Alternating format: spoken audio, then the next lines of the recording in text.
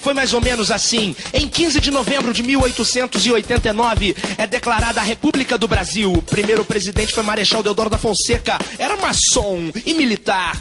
Seu ministro Rui Barbosa abre bancos e dá crédito empresarial, coisa e tal, e também cria a primeira Constituição em 1891. Floriano, Marechal de Ferro, guerreou no Paraguai, ascendeu, foi vice de Deodoro, assumiu, repeliu a revolta da Armada e a federalista, decapitou pessoas e por isso deu nome a Floripa. E também era maçom, mas ele morreu e depois dele veio Prudente de Moraes, que não era militar. Que perigo, Prudente de Moraes. Ele era um cafeeiro de São Paulo, pacificou monarquistas, militares e também revoltosos, mas canudos. Desgastou e Prudente, sofreu atentado, mas quem morreu foi seu ministro Bittencourt. Ele definiu as fronteiras Minas-São Paulo e Brasil-Argentina, com a ajuda do Rio Branco, que foi tipo o primeiro Ike Batista da história do Brasil. Depois assumiu Campos Salles, apelidado de Campos Selos porque criou o imposto do selo. Fez também Funds and Loan no arrolamento da dívida brasileira. Depois dele veio o Rodrigues Alves, o último paulista a assumir. Fez o bota abaixo de Pereira Passos, causou revolta da vacina de Oswaldo Cruz, comprou o Acre da Bolívia. Era maçom. Depois dele veio o Afonso Pena, que era maçom. Construiu ferrovias e morreu dando lugar ao vice Nilo Peçanha, que era maçom. O único presidente mulato apoiou seu sucessor Hermes da Fonseca, que era maçom. Enfrentou a revolta da Chibata e a revolta do Contestado na fronteira Santa Catarina-Paraná. Depois dele veio também maçom, Venceslau Braz. Escreveu Brasil com S, isso é demais. Declarou guerra à Alemanha e bombardeou golfinhos pensando que eram submarinos alemães da Primeira Guerra. Depois dele veio Rodrigues Alves, ganhou de novo, mas contraiu a gripe espanhola e morreu. Coitado dele, quem assumiu foi o vice Delfim Moreira, que também era maçom, virou nome de rua no Leblon, tinha déficit de atenção, ficou poucos meses no poder dando lugar ao novo presidente.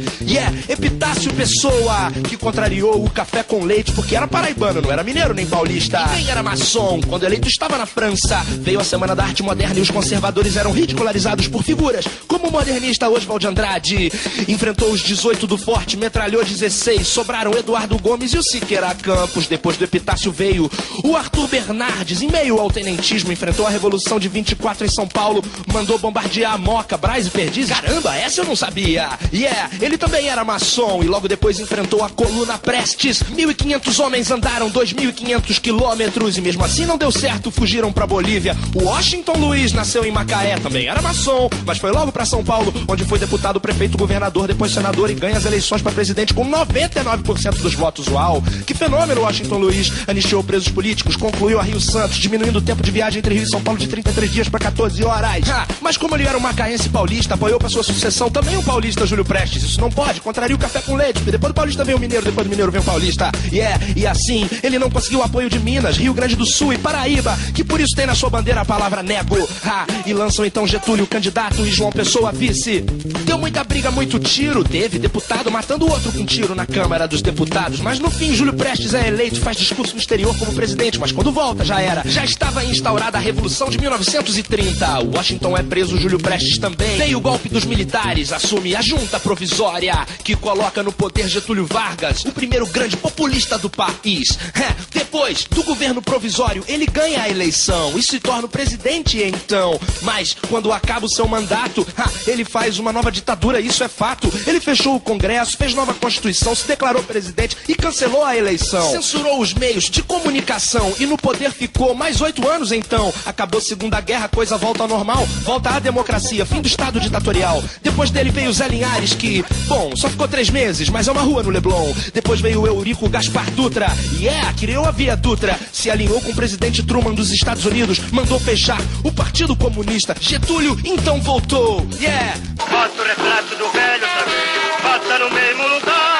Ele criou o BNDES, Petrobras, CSN, mas ao mesmo tempo a oposição crescia. E um episódio nebuloso, Carlos Lacerda, opositor de Vargas, e Major Rubens Vaz sofrem atentado. Morre o Major e Lacerda leva um tiro no pé, desestabilizando o governo. Antes de se matar, Getúlio se despede do ministro Tancredo Neves, emocionadamente. Em agosto de 54 ele se mata com um tiro no coração, no Palácio do Catete, causando grande comoção popular. Depois dele vem Café Filho, que assume em seu lugar. Ele foi goleiro de futebol em Natal e ficou no poder pouco tempo. tempo, tendo assumido depois, Carlos Luz foi o primeiro presidente a sofrer impeachment por não querer entregar o cargo a JK, que estava eleito, e o catarinense Nereu Ramos completou seu mandato e assumiu então JK, criou o plano de metas para desenvolver a economia, mudou a capital para Brasília, projetada por Lúcio Costa e Niemeyer, criou a Sudene, rompeu com a FMI, fez a Belém Brasília, Regis Bittencourt, Fernão Dias e muitas outras coisas. O Brasil passou de rural a urbano com o American Way of Life, foi sucedido por Jânio Quadros, que era bem maluco, fez o Parque do Xingu, criou royalties, condecorou Che Guevara, e depois dele quem iria assumir era o comunista João Goulart. Isso deu o que falar. Em 31 de março rolou a ditadura militar. Assumiu Castelo Branco, da linha dura, medo, censura, violência, opositores exilados. É um absurdo, não sei o que lá. Depois dele veio Costa e Silva, uma junta provisória, Emílio Médici e o Carrasco Azul. Depois dele veio Ernesto Geisel, que já enfrentou uma recessão, sentiu o peso da oposição. E aí, começou o final do medo com o governo Figueiredo. Foi um período negro, não dá nem pra falar. Muita resistência, revolta popular. A situação não podia mais se sustentar. Bye bye, ditadura militar. Em 84, direta já, o povo vai poder votar. Tancredo Neves assumiu nessa transição, morreu e deu lugar ao Sarney então. Conhece o Sarney? Conhece sim, que eu sei. E finalmente quando o povo pôde escolher entre Lula, Brizola, Covas, o eleito foi Collor? Mas depois de tanta corrupção, o Brasil pintou as caras e saiu às ruas para causar um impeachment. Assumiu o vice-topetudo Itamar. Depois dele, a gente de novo poderia votar. O Brasil inteiro, concentrado na eleição, elege Fernando Henrique, criador do real, super neoliberal, privatizou geral, conquistou a nação, ganhou a reeleição, mas a imprensa revelou alguns podres então.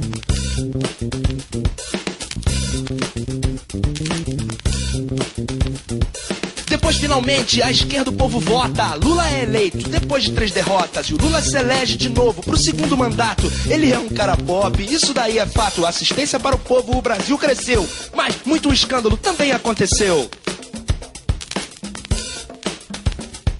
Uns dizem que melhorou, que o Brasil está legal. Outros dizem que o Brasil continua meio que igual. E o próximo capítulo, você quem vai falar. E agora? Quem será que vai ganhar?